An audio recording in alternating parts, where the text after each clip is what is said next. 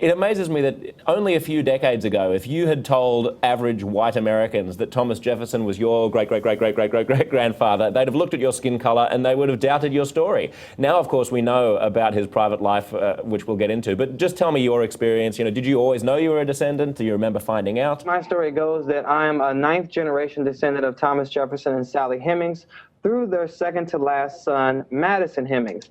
And that means I'm the great-great-great-great-great-grandson of Thomas Jefferson and Sally Hemings.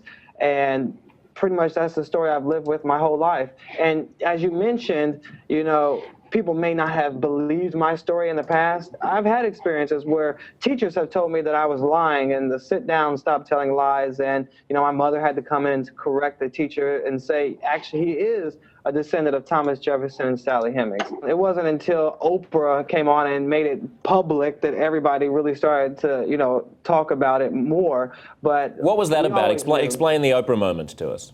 Basically, when Lucian K. Truscott IV went on Oprah, he invited other family members from the Sally Hemings side of the family to join him on the show. They met on Oprah, and there he invited the Hemings side of the family, meaning those descending from Sally Hemings, the slave, to Monticello to meet the rest of the Jefferson side of the family that descend from Thomas Jefferson's wife, Martha's side of the family.